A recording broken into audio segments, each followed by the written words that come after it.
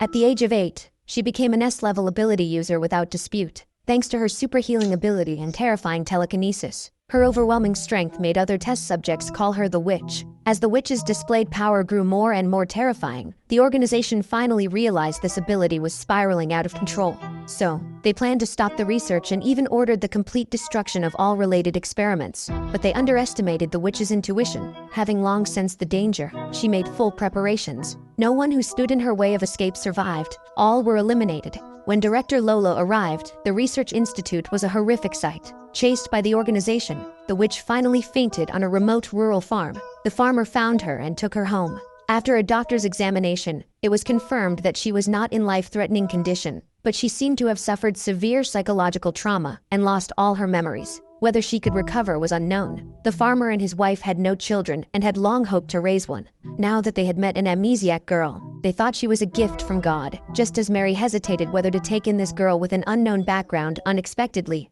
the unconscious girl instinctively held her hand. This gesture deeply touched Mary, so they decided to adopt the girl and named her Allison. 10 years later, Allison had grown up. She often helped her adoptive parents run the farm. But recently, beef prices had plummeted, and the family's cattle had died one after another for no reason. Father John incurred huge debts because of this, and finally had to sell all the cattle at a loss. To make matters worse, Mary was diagnosed with Alzheimer's disease and needed a lot of medical expenses. Although life at home was tight, the adoptive parents still loved Allison wholeheartedly. To supplement the family income and ease the financial pressure, Allison learned about a talent show through her friend Jenna's recommendation, and the champion prize was 500 million won. With Jenna's constant encouragement, Allison decided to give it a try. Her appearance was not stunning, but her touching singing was extremely infectious, captivating all the audience and judges present in an instant. When the host asked if she had any other talents to win votes, Allison immediately performed a magic trick, making the microphone in her hand float in midair.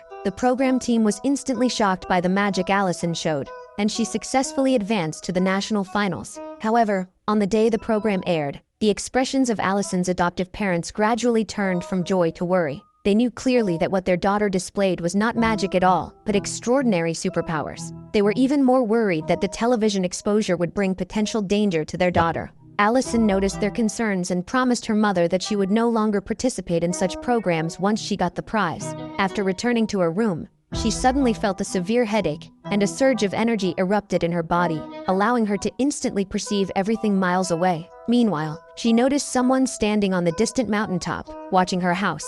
However, her head was throbbing badly the whole time, so she couldn't find out who those people were. Early the next morning, Allison and Jenna took the first train to the final. On the way, they met a strange-behaving man named Lucas. He seemed to know Allison, claimed to be very familiar with her, and called her the Witch. Allison looked confused, completely unable to understand what Lucas was rambling about. Seeing her lack of reaction, Lucas tried to test her by making a move.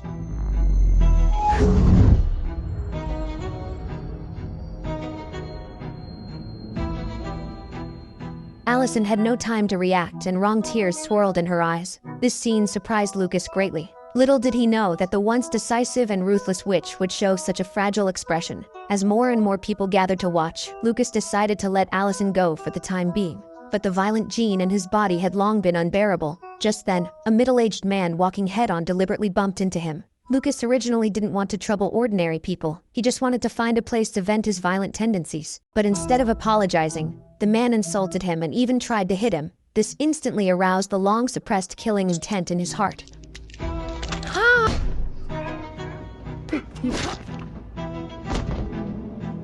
Before long, Allison's sweet singing shone brightly on the stage, and she won the championship without suspense. When she and Jenna were about to go home to celebrate, a car suddenly stopped in front of them.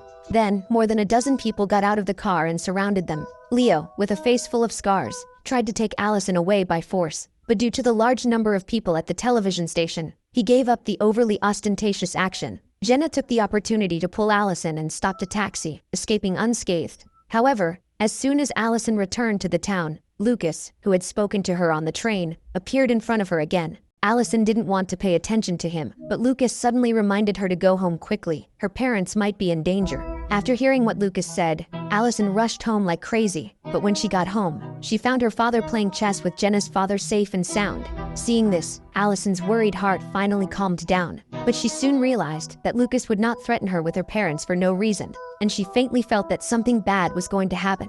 Allison's guess was correct. After seeing her on television, Dr. Lola, the director of the research laboratory, wanted to bring her back to continue the research. Then, Lola sent people to bring Allison back, and also ordered the murder of all personnel who had participated in the genetic modification research to cover up Allison's secret. After learning about Lola's approach, the senior management of the laboratory decided to execute Allison, the test subject, as well. They only needed to take Allison's brain back for research, to find a way to cure the continuous festering of the first-generation test subjects' bodies. That night, Allison's superpowers erupted involuntarily again. She immediately noticed a group of uninvited guests breaking into the house, but as soon as she walked out of the bedroom, she was controlled by them. The man threatened her not to make a sound, otherwise he would kill her friend Jenna. And the leader of these uninvited guests was Leo, who had tried to take Allison away at the television station. Moreover, he also seemed to know Allison and said that the scar on his face was left by Allison when she escaped as a child. But no matter what the other party said, Allison still looked confused because she didn't remember who the other party was at all. Then, she begged Leo bitterly to spare her friends and family. Seeing that Allison still refused to admit her identity, Leo ordered his men to attack Jenna. But just as they were about to attack Jenna, a powerful force suddenly erupted from Allison's body.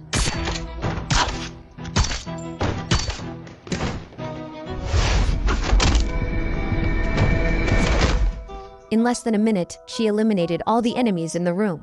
Jenna beside her was too scared to speak and her body shrank back involuntarily. However, before Allison could explain, Lucas suddenly appeared at her house. At this moment, he finally confirmed Allison's identity as the witch. Jenna, who had gradually calmed down, tried to defend Allison, insisting that she was just an ordinary person. After hearing this, Lucas advised her to use her head. Allison worked on the farm and did housework every day, and spent almost all the rest of her time with Jenna. She never received systematic study, but she could steadily get the first place in the whole grade in exams. Besides studying, whether it was singing or painting, she could learn it naturally after listening once. How could she be just an ordinary person? However, no matter what Lucas said, Allison still couldn't remember what happened before. Seeing Allison's confused expression, Lucas also believed that Allison was really amnesiac. Then, he demanded that Allison go back to the research institute with him. If she refused, he would kill her adoptive parents and Jenna. To ensure the safety of her family and friends, Allison had to go back with Lucas. But as soon as they arrived, Allison was tied to a chair in the laboratory. After 10 years, seeing her most outstanding work again, Lola was also very excited. Then she ordered someone to inject the developed medicine into Allison. This medicine could not only restore her physical functions to their peak state, but also extend her lifespan. But there was one thing Lola couldn't figure out. All test subjects had a fatal flaw. If their violent genes were not suppressed by drugs, they would eventually die of brain explosion. But surprisingly, Allison, who should have died long ago, had survived for 10 years. With the injection of the medicine, Allison seemed to be reborn. Seeing the satisfied expression on Allison's face, Lucas immediately realized that everything was as he suspected. Allison following him back to the experimental headquarters was actually her plan. Sure enough, everyone was tricked by Allison. She had never lost her memory. It was not that the organization had tried their best to find her, but that she had deliberately let the organization find her. Then she used her superpowers to destroy the laboratory equipment, and a harsh electric current instantly resounded through the laboratory.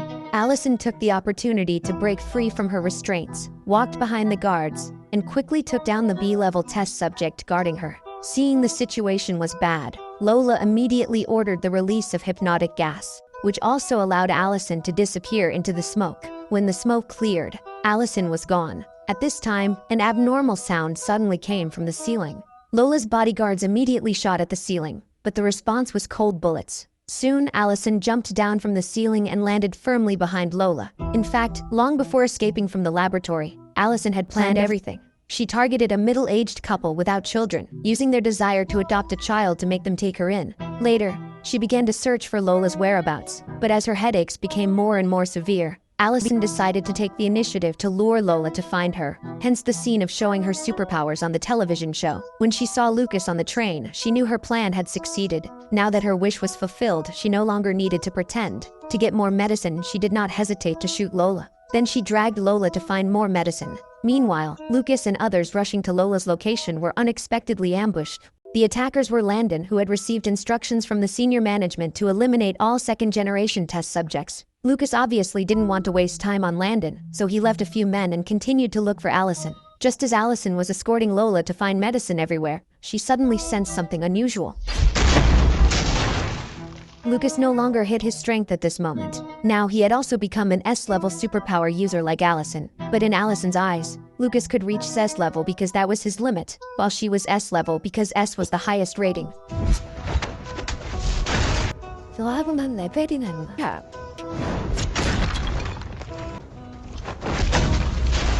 Lucas never imagined that even though they were both S level, the gap between them was so big. Just as Allison was about to take down Lucas, a bullet suddenly hit her shoulder. The shooter was Landon, who had come after eliminating other test subjects. As a first-generation test subject, he finally got the chance to personally eliminate these S-level monsters. Seeing the situation reverse, Lola immediately ordered Landon to eliminate all second-generation test subjects. But to her surprise, Landon shot her first. Landon had long wanted to kill the person who created him, and now that the opportunity was in front of him, how could he give it up? However, when he turned around to deal with Allison and Lucas, he found that Allison had disappeared. Obviously, he underestimated Allison's power, which had already surpassed S level. After all, Allison had super regeneration ability when she was 8 years old, and now she was even stronger. After Allison took down Landon, Lucas slowly recovered. But he no longer chose to fight Allison. The previous battle made him clear that the gap in their strength was insurmountable, so he took out the medicine to lure Allison, and told her that the other medicine was in the safe in the control room, trying to distract Allison, while the A-level test subjects got up to sneak attack her.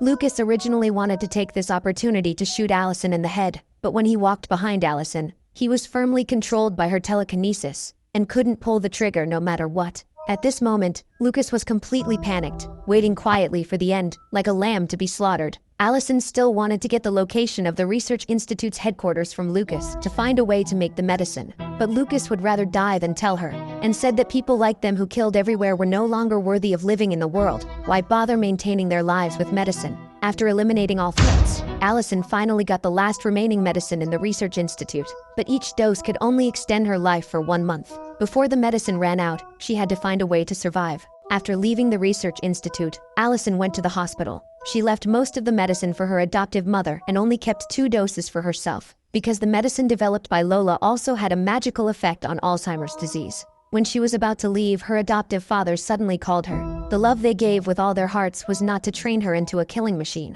In fact, when Allison's strange superpowers appeared, the family's cattle and dogs died one after another. Her adoptive father had always been afraid that the person they adopted was a monster, and even thought about sending Allison away, but Mary firmly opposed it. In the end, her adoptive father hoped that after Allison solved all her affairs, she could live an ordinary life like a normal person. Allison didn't say anything else and left the hospital silently. Later, she came outside Jenna's house. After waving goodbye to Jenna, she embarked on a journey to find a way to survive.